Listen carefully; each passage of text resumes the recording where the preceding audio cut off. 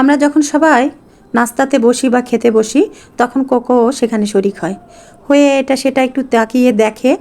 আর এই মুড়িটা কিন্তু খেতে জানে না। ও আমি যখন বিকালে সন্ধ্যায় একটু মুড়ি নিয়ে বসি, 2 টাকার মুড়ি ছিটিয়ে দিলে ও দেখা যায় যে একটু একটু করে 1-2টা মুড়ি খায়। তো আর যে নাস্তাগুলো থাকে সেগুলো মানে পাশ কাটিয়ে সে যায় তার খাবারে। হ্যালো এভরিওয়ান, আসসালামু আলাইকুম। আশা করছি সকলে মঙ্গল মতো আছেন, সুস্থ আছেন। আল্লাহ তাআলার অশেষ রহমতে আমরাও ভালো আছি। আর এই যে দেখতেই পাচ্ছেন সকলে বসেছি একসাথে বিকালের চা নাস্তাতে। আর আজকে বিকালের নাস্তাতে যা ছিল তাই দেখিয়ে দিব আজকে এক নজরে। চলেন, নিয়ে নিয়েছি একটা মিক্সিং বল। আর তার আগে দেখিয়ে দেই, ডিম নিয়েছি কিন্তু একটা, আর 1 বাটি নিয়েছি এখানে ময়দা। আর আমার এই সুপের বাটিটা ছোট্ট। আর এখানে নিয়েছি গোটা 3 পেঁয়াজ কুচি করে, আর রসুন কুচি করে, আর নিয়েছি কাঁচামরিচ বেশ খানিকটা কুচি করে। এখানে আছে বিফ, গরুর মাংসটা আমি ছোট ছোট টুকরা করে সিদ্ধ করে পানিটা ঝরিয়ে নিয়ে নিয়েছি 1 বাটি। আর এই কিমাটা আমি করিয়ে রাখি ফ্রিজে, যখন যে নাস্তাটা খেতে ইচ্ছে করে তড়িঘড়ি করে নেওয়া যায়। হলুদ, মরিচ, ধনিয়া, জিরা, কালো গোলমরিচ, একটু কালো জিরা সব কিছু নিয়েছি। আর এখানে নিয়েছি ছোট 1 বাটি মুড়ি। তো এই তো আমার আজকে যে রেসিপিটা তৈরি করব সব কিছুই দেখিয়ে দিলাম এক এক করে। এবার মিক্সিং বলে সব একসাথে এক এক করে মিশিয়ে নিব। প্রথমে দিয়ে দিলাম আমি সে সিদ্ধ করে রাখা বিফ। এরপরে দিয়ে দিচ্ছি আমার 1 বাটি ময়দা, এর সাথে যে পেঁয়াজটা, রসুন কুচি, একটু আদা কুচি, আর দিয়ে দিচ্ছি কাঁচামরিচ কুচি। কি ঝাল কম হবে? কম হলে আবার দিয়ে দেওয়া যাবে, কোনো সমস্যা নাই। ডিমও দিয়ে দিচ্ছি একটা, আপনারা চাইলে 2টাও দিতে পারেন, তবে আমার যে 1 বাটি বিফের সাথে একটা ডিম যথেষ্ট।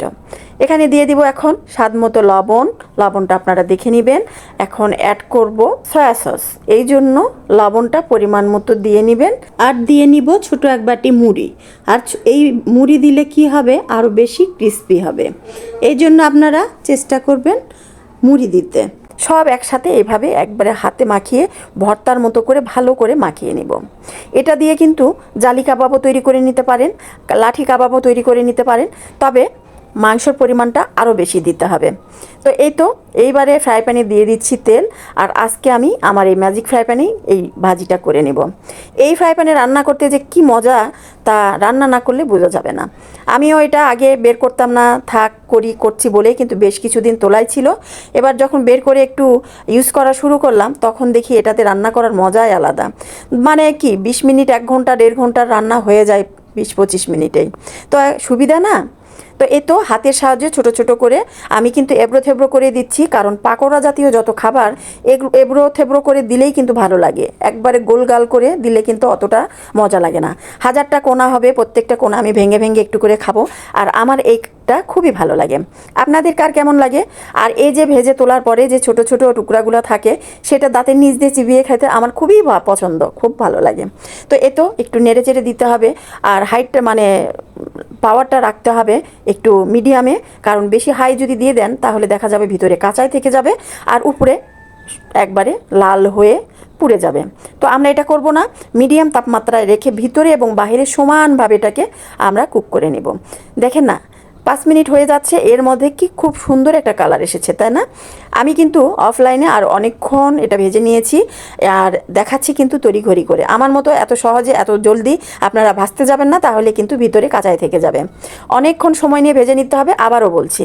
আর এই মাংসের পাকোড়াটা যে এত মজার হয়, বর্ষার দিনে বা যে কোনো সময় বাচ্চাদের স্ন্যাক্সে, বাচ্চাদের যারা মাংস চিবিয়ে খেতে পারে না সেই বাচ্চাগুলোকেও যদি এইরকম করে পাকোড়া করে দেন, তাহলে বাটি নিমিষে শেষ হয়ে যাবে। আমি কথা দিচ্ছি, দিয়েই দেখেন।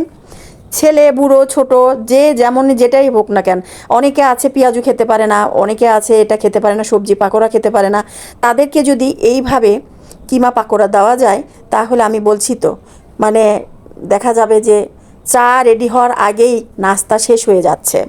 তো এ তো তৈরি করে এখন ঝাঁঝরিটা দিয়ে তেলটা ঝরিয়ে তুলে নিচ্ছি। আমার কিন্তু আরও একটু আছে, সেটাও আমি দিয়ে দিব, একবারেই ভেজে নেব। আর এই পাকোড়াটা খুব হেলদিও, এটা আপনারা বাচ্চাদের টিফিনেও দিয়ে দিতে পারেন। এখানে ময়দা আছে, ডিম আছে, সাথে বিফ আছে, তো আর কি লাগে, তেলও আছে। ভিতরে খুব সুন্দর কুক হয়েছে। আমি খুব বেয়াদবি একটা কাজ করলাম, আপনাদেরকে দেখিয়ে দিচ্ছি এবং খাচ্ছিও, তো আবারও সরি বলে নিচ্ছি। আর এই যে ছোট ছোট যে টুকরাগুলো আমি বলেছিলাম, সেটা তুলে তুলে খেতে আমার খুব ভালো লাগে।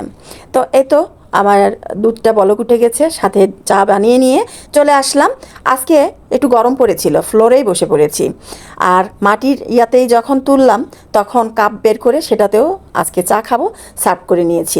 3 কাপ চা নিয়েছি, ওর বাবারটা নিয়ে এসে ঘরে গেছে, কাজ আছে। আর আমি আর আমার মেয়ে ছেলে আমরা বসে পড়েছি।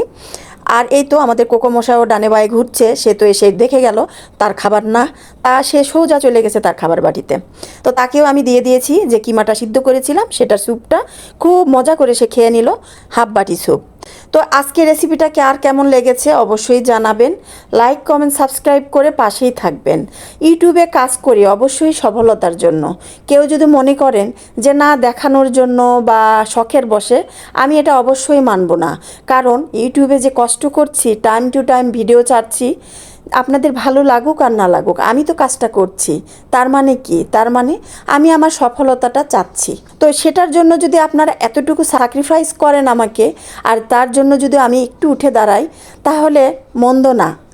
তো সকলে একটু পাশে থাকবেন। আজকে এই পর্যন্তই। আল্লাহ হাফিজ, শুভ সন্ধ্যা।